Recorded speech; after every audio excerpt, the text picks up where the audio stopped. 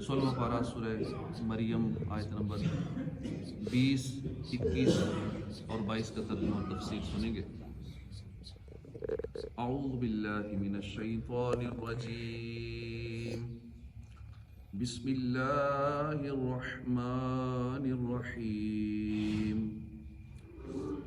قالت أنا يكون لي غلام ولم يمسسني بشر ولم أك بغيا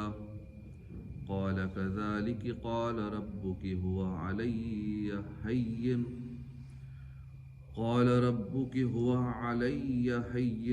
ولنجعله آية للناس ورحمة منا وكان أمرا مقضيا فحملت فانتبذت به مكانا قصيا۔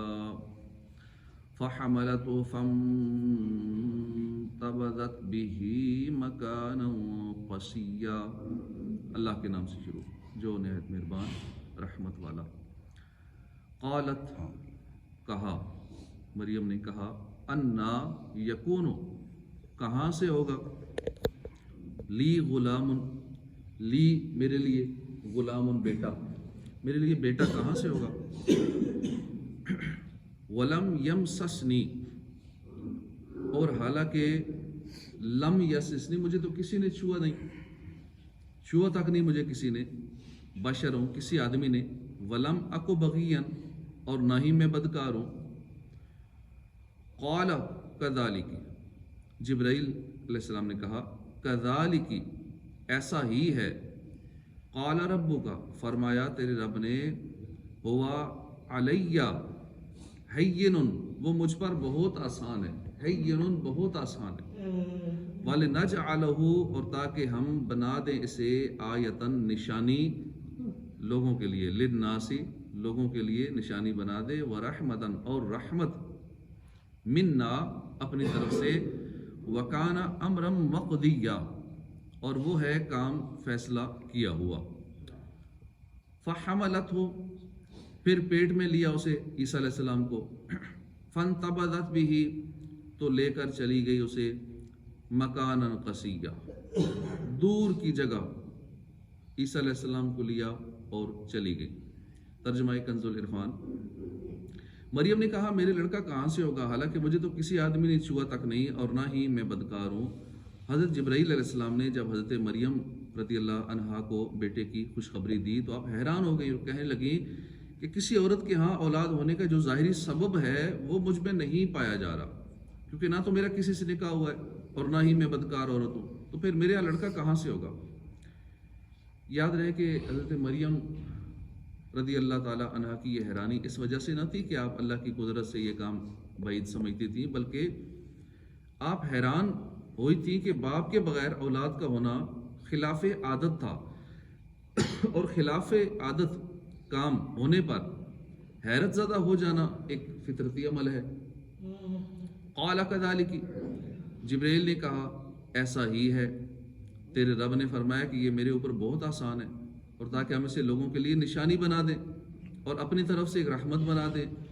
اور یہ ایسا کام ہے جس کا فیصلہ ہو چکا ہے۔ حضرت جبرائیل علیہ السلام نے جواب دیا، اے مریم رضی اللہ عنہ، اللہ کی مرضی یہی ہے، وہ آپ کو کسی مرد کے چھوئے بغیر ہی لڑکا عطا فرمائے، اور آپ کے رب نے فرمایا ہے کہ آپ کو بغیر باپ کے بیٹا دینا میرے اوپر بہت آسان ہے، کیونکہ میں اسباب اور واسطوں کا محتاج نہیں ہوں، اور آپ کو اس طرح بیٹا دینے میں ایک حکمت یہ ہے کہ ہم لوگوں کے لیے نشانی اور اپنی قدرت کی برہان بنا دیں، اور ان لوگوں کے لیے اپنی طرف سے ایک رحمت بنا دیں جو اس کے دین کی پیروی کریں اور اس پر ایمان لائیں، اور یہ ایسا کام ہے جس کا اللہ کے علم میں فیصلہ ہو چکا ہے، جو کہ اب نہ رد ہو سکتا ہے نہ بدل سکتا ہے۔ جب حضرت مریم رضی اللہ تعالیٰ عنہ کو اطمینان ہو گیا اور ان کی پریشانی جاتی رہی، تو حضرت جبرائیل علیہ السلام نے ان کے گریبان میں یا آستین میں یا دامن میں یا منہ میں دم کیا، تو آپ اللہ کی قدرت سے اسی وقت حاملہ ہو گئیں۔ وحملتہ، پھر حاملہ ہو گئیں تو اسے لے کر ایک دور کی جگہ چلی گئی۔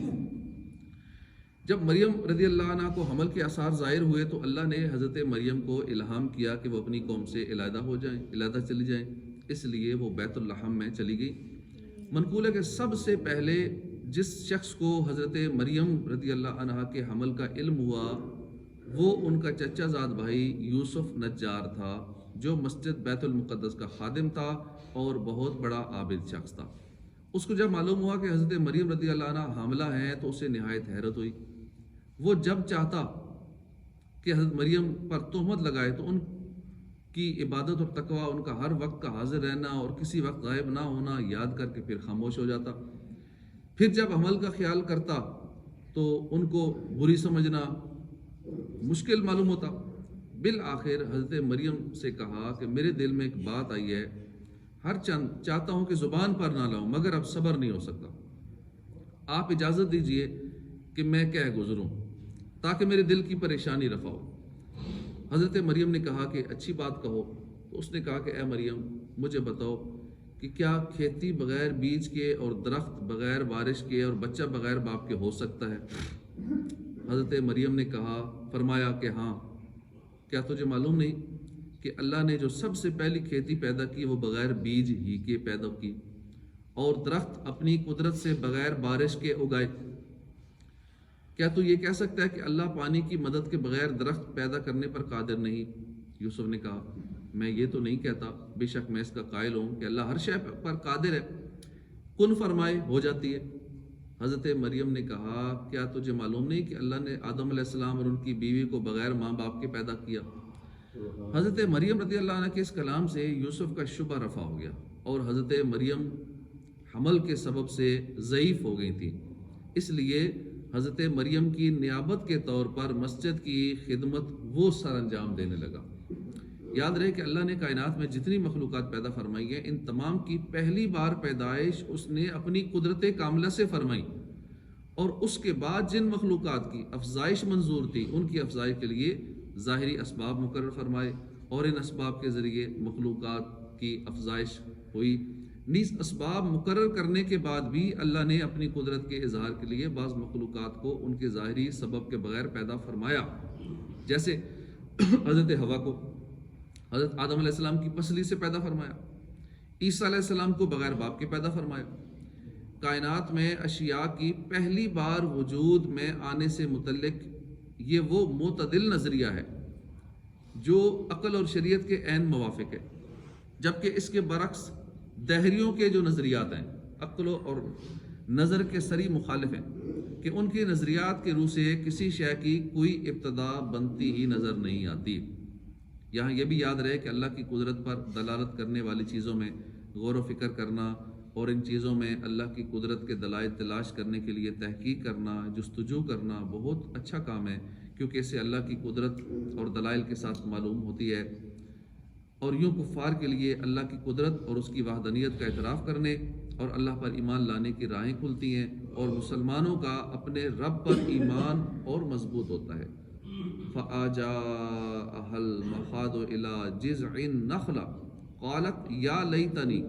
مِتُّ قَبْلَ هَذَا وَكُنْتُ نَسْيًا مَنْسِيًّا۔ پھر بچے کی پیدائش کا درد اسے ایک کھجور کے تنے کی طرف لے آیا، تو اس نے کہا اے کاش کہ میں اس سے پہلے مر گئی ہوتی اور میں کوئی بھولی بصری ہو جاتی۔ جب ولادت کا وقت قریب آیا اور درد کی شدت زیادہ ہوئی تو حضرت مریم رضی اللہ عنہ کھجور کے ایک سوکھے درخت کے پاس آ کر بیٹھ گئی۔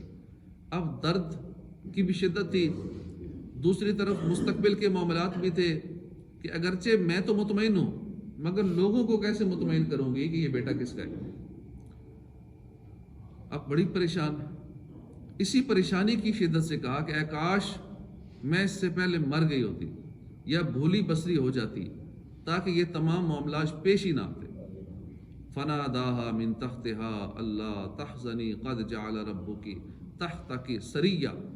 تو اسے اس کھجور کے درخت کے نیچے سے پکارا کہ غم نہ کھا، بے شک تیرے رب نے تیرے نیچے ایک نہر بنا دی۔ جب حضرت مریم رضی اللہ عنہ نے درد کی شدت سے مرنے کی تمنا کی تو اس وقت حضرت جبرائیل علیہ السلام نے وادی کے نیچے سے پکارا کہ غم نہ کرو، اللہ نے آپ کے لیے آپ کے قریب ایک نہر بنا دی۔ حضرت عبداللہ بن عباس فرماتے ہیں کہ حضرت عیسیٰ علیہ السلام نے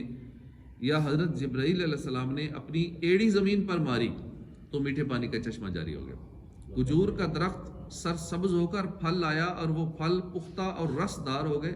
ایک قول یہ ہے کہ اس جگہ ایک خشک نہر تھی جسے اللہ نے اپنی قدرت سے جاری کر دیا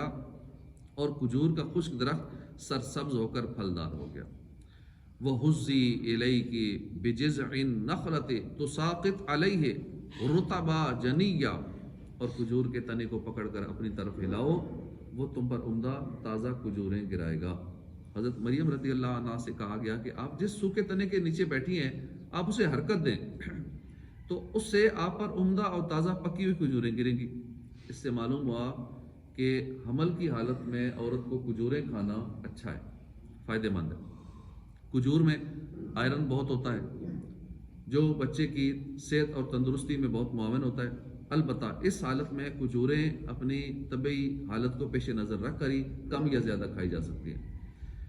اگر بنظر غائر دیکھا جائے تو عیسیٰ علیہ السلام کی پیدائش کے وقت سے ہی اللہ نے حضرت مریم کو اپنی قدرت کاملہ کے کئی نظارے دکھا کر تسلی دی کہ دیکھو جو ذات تیرے لیے خشک نہر سے پانی جاری کر سکتی ہے، خشک درخت سے پکی ہوئی کھجوریں ظاہر کر سکتی ہے، وہ آئندہ بھی تمہیں بے یار و مددگار نہیں چھوڑے گی۔ لہذا تم اپنے رب کی کرامتوں، عنایتوں، شفقتوں پر نظر کرو اور غم اور پریشانی کا اظہار مت کرو۔ فَكُلِي وَاشْرَبِي وَقَرِّي عَيْنًا فَإِمَّا تَرَيِنَّ مِنَ الْبَشَرِ أَحَدًا فَقُولِي إِنِّي نَذَرْتُ لِلرَّحْمَنِ صَوْمًا فَلَنْ أُكَلِّمَ الْيَوْمَ إِنسِيًّا، تو کھا اور پی اور آنکھ ٹھنڈی رکھ، پھر اگر تو کسی آدمی کو دیکھے تو اشارے سے کہہ دینا کہ میں نے آج رحمان کے لیے روزے کی نظر مانی، تو آج ہرگز میں کسی آدمی سے بات نہیں کروں گی۔ اس آیت کا خلاصہ یہ ہے کہ حضرت مریم سے فرمایا گیا کہ آپ کھجوریں کھائیں اور پانی پئیں اور اپنے فرزند عیسیٰ علیہ السلام سے اپنی آنکھیں ٹھنڈی رکھیں۔ پھر اگر آپ کسی آدمی کو دیکھیں کہ وہ آپ سے بچے کے بارے میں دریافت کرتا ہے تو اشارے سے اسے کہہ دیں کہ میں نے آج رحمان کے لیے روزے کی نظر مانی ہے، تو آج ہرگز میں کسی آدمی سے بات نہیں کروں گی۔ حضرت مریم کو خاموش رہنے کی نظر ماننے کا اس لیے حکم دیا گیا تاکہ کلام حضرت عیسیٰ علیہ السلام فرمائے اور ان کا کلام مضبوط حجت ہو جس سے تہمت زائل ہو جائے۔ اس سے معلوم ہوا کہ بے وقوف کے جواب میں خاموش رہنا اور منہ پھیر لینا چاہیے۔ بے وقوف بندے سے بحث نہیں کرنی چاہیے، جاہلوں سے بحث نہیں کرنی چاہیے، خاموشی بہتر ہے، منہ پھیر لینا چاہیے کہ جاہلوں کے جواب میں خاموشی ہی بہتر ہے۔ اور یہ بھی معلوم ہوا کہ کلام کو افضل شخص کے حوالے کر دینا اولا ہے، یعنی اگر ہم سے افضل کو بیٹھا ہے، ہم سے زیادہ علم والا بیٹھا ہے، ہمیں پتہ بھی ہے تو خاموش رہیں، وہ جواب دیتے تو بہتر ہے۔ یاد رہے کہ پہلے زمانے میں بولنے اور کلام کرنے کا بھی روزہ ہوتا تھا، جیسا کہ ہماری شریعت میں کھانے پینے کا روزہ ہوتا ہے۔ البتہ ہماری شریعت میں چپ رہنے کا روزہ منسوخ ہو گیا ہے۔ کئی لوگ اب بھی کرتے ہیں ایسے، چپ رہنے کا روزہ رکھتے ہیں اور اسی آیت کو دلیل بناتے ہیں۔ ایک شخص ایک بار اعتکاف میں، اسلام آباد 1 مہینے کا اعتکاف تھا، تو وہ بندہ اس نے چپ کر روزہ رکھا ہوا اور اپنے ساتھ اور ہی پوری ٹیم ملا لی، 10-20 اجتماعی اعتکاف تھا، 1000-1200 لوگ اعتکاف بیٹھتے ہیں، تو اس بندے نے اپنا ایک الگ سے ہی پورا گروپ تیار کر لیا۔ ایسے لوگ پھر متاثر بھی کر لیتے ہیں نا کہ دیکھو جی کتنا نیک آدمی ہے، کتنا عبادت گزار ہے، اس نے چپ کر روزہ رکھا ہوا ہے۔ اور دلیل اسی آیت کو کہ دیکھیں حضرت مریم نے چپ کر روزہ رکھا، اللہ نے حکم فرمایا چپ کر روزہ رکھنا، تو بندہ کہتا ہے میں نے تو آج دن تک یہ نہیں سنا، قرآن کی آیت میں لکھا ہوا ہے اللہ کا حکم ہے چپ کر روزہ رکھنا، لوگ رکھتے نہیں ہیں، کتنے بے وقوف ہیں، تو میں نیک آدمی ہوں، باقی تو لوگ سارے جاہل ہیں کیونکہ قرآن پہ عمل نہیں کر رہے۔ قرآن کی آیت میں لکھا ہوا ہے اللہ نے حکم فرمایا چپ کر روزہ رکھو، تو وہ چپ کر روزہ اس نے بھی رکھا ہوا، اور جیسے جیسے اور لوگوں کو یہ چیزیں بتاتا، اب اشارے سے بتاتا ہوگا یا لکھ کے، جیسے بھی پوری ٹیم اس نے چپ والے روزے کی تیار کر لی اعتکاف کے دوران، اور ایک عجیب و غریب ایک الگ سے ماحول اپنا بنا لیا۔ بعد میں اسے پکڑا اور بہت سارے اور باتیں کھلیں۔ تو اس طرح بہت ساری باتیں ایسی ہوتی ہیں جو پہلی شریعت کے لیے تھی، ہماری شریعت کے لیے نہیں ہے۔ ہمارے یہاں روزہ وہی کھانے پینے کا ہے، ہم صبح سحری کریں گے، شام کو افطاری کریں گے، اور ایسا بھی نہیں ہے کہ سحری کریں پھر افطاری نہ کریں، اسی روزے کو آگے کنٹینیو کر لیں، یہ پہلے ہوتا تھا، اب نہیں ہے۔ اب ہم کھا پی سکتے ہیں، اب جان بوجھ کر جو اپنی طرف سے شریعت میں چینجنگ کرے تو درست نہیں۔ تو یہ پہلی شریعتوں میں ہوتا تھا، ہمارے ہاں یہ روزہ منسوخ ہو گیا ہے۔ اگر ابھی بھی کوئی بندہ ایسی باتیں کرے تو اسے یہ بات بتا کے اسے چپ کرائیں، بھائی منسوخ ہو گیا ہے، یہ ٹھیک ہے، کئی لوگ قرآن کی آیت پڑھ کے بس اس پہ ڈائریکٹ عمل شروع کر دیتے ہیں، اب ان کو باقی اگلا پچھلا کھاتا پتہ نہیں ہوتا، نہ حدیث پہ نظر ہوتی ہے، بس ایک چیز کو پکڑ کے اب لوگوں کو گمراہ کرنا شروع کر دیتے ہیں، سمجھتے ہیں میرے پاس بہت علم آ گیا ہے، میں نے تو قرآن سے یہ بات پڑھی ہے، قرآن سے پڑھی تو ہے، ہو سکتا ہے وہ بات منسوخ ہو چکی ہو، وہ حکم پہلے دور کے لیے ہو، پہلی شریعتوں کے لیے ہو، بعد میں چینج ہو گیا ہو۔ حضرت ابو ہریرہ رضی اللہ عنہ فرماتے ہیں کہ نبی کریم صلی اللہ علیہ وسلم نے صوم وصال یعنی سحری اور افطار کے بغیر مسلسل روزے رکھنے اور چپ کا روزہ رکھنے سے منع فرمایا ہے، حضور نے منع فرمایا ہے، اور کوئی کہے نہیں قرآن کا حکم ہے اس لیے میں چپ کا روزہ رکھتا ہوں، اور اس کی یہ یونیک چیز دیکھ کے اس کے ساتھ بہت سارے لوگ مل جاتے ہیں، کیونکہ اس طرح کا کوئی بھی آپ یونیک سے الگ تھلگ کام کریں نا تو ایک آدھ ٹیم ایسی بھی ہوتی ہے جو ساتھ مل ہی جاتی ہے، پھر وہ سمجھتے ہیں بس یہ ویسے ٹھیک ہے چپ رہنا چاہیے، لیکن اس لیے نہیں کہ میں نے پکا روزہ رکھ لیا تو میرا روزہ ہی ٹوٹ جائے گا، میں اگر بولوں گا تو بولنا چاہیے، اچھی بات بولیں، ثواب کے لیے بولیں، نیکی کی دعوت دیں، قرآن و حدیث کی بات کریں، جس طرح ابھی میں بول رہا ہوں اب یہ نیکی والا کام ہے، اللہ چاہے تو ہر بات پہ 1 سال کی عبادت کا ثواب عطا فرماتا ہے، تو ہم کسی کو بھی نیکی کی دعوت دیں، اچھی بات بتائیں تو ہم یہ ثواب کے لیے کرتے ہیں، تاکہ جتنا یہ زیادہ میں بولوں میرے نامہ اعمال میں نیکیاں آتی رہیں اور آخرت کے لیے فائدہ ہو۔ تو آخرت کے لیے کوئی بھی عمل کریں گے، اللہ کی رضا کے لیے کریں گے، تو ہماری یہ زبان کتنا بڑا نیکیوں کا ایک ذریعہ بن سکتی ہے، ثواب جاریہ کا ذریعہ بن سکتی ہے۔ آپ کا سننا یہ کتنی بڑی عبادت ہے کہ علم دین کی محفل میں صرف حاضر ہو جانا 1000 نفل پڑھنے سے بہتر ہے۔ اب اتنی دیر میں 1000 نفل کہاں پڑھ سکتے ہیں؟ شاید پوری رات میں نہ پڑھ سکیں، یا کتنے دن لگ جائیں 1000 نفل پڑھنے میں۔ 100 نفل ہم نے شب برات پڑھنے ہیں تو ٹینشن میں 100 کیسے پورے کریں گے؟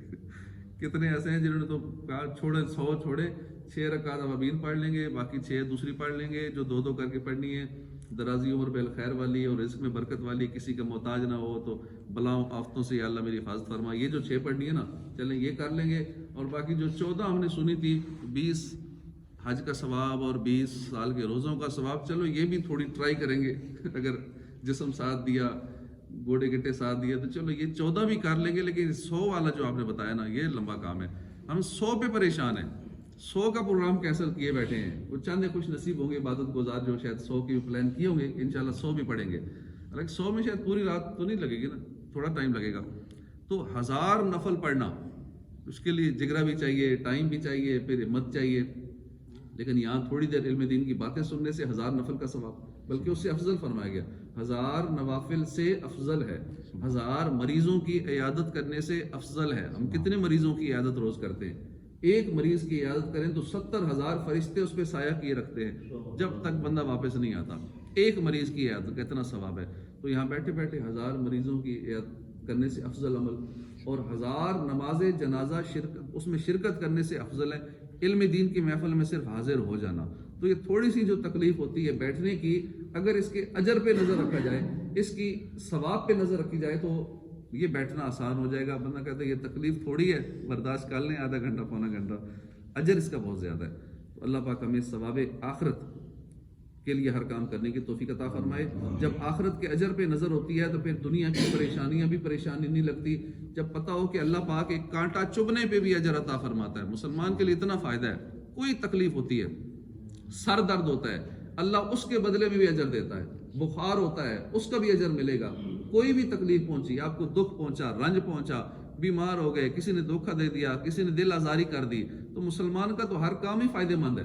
مسلمان کو خوشی ملتی ہے اللہ کا شکر ادا کرتا ہے اس پہ بھی اجر ملتا ہے، مسلمان کو غم ملتا ہے اس پہ صبر کرتا ہے اس پہ بھی اجر ملتا ہے، تو مسلمان کی ساری کیفیتیں ہی رحمت و بری ہیں، ساری کیفیتیں ہی مسلمان کی بہترین ہے کہ اللہ ہر حال میں اس پہ کرم ہی فرماتا ہے۔ تو اس لیے پریشانیوں میں پریشان نہ ہوں، غم آ جائیں، دکھ آ جائیں، مصیبتیں آ جائیں، کسی وجہ سے بھی آ سکتی ہیں، تو کہیں وقت گزر جائے گا، یہ وقت تھوڑا سا ہے، یہ مصیبت والا، یہ بیماری والا، یہ ٹینشن والا، یہ وقت گزر جائے گا، اللہ ہو سکتا ہے میرے لیے آخرت میں کوئی خاص مقام دینا چاہتا ہو، اس لیے میرے اوپر یہ پریشانی آئی ہو، یہ کاروباری پریشانی آ گئی، اولاد کی پریشانی آ گئی، صحت کا مسئلہ بن گیا، تو اللہ میرے لیے بہتر ہی کرے گا، میری آخرت اچھی کر دے گا۔ اللہ پاک ہمیں صبر کی توفیق عطا فرمائے، آمین بجاہ النبی الامین صلی اللہ تعالی علیہ وآلہ وسلم۔ صدق اللہ العظیم۔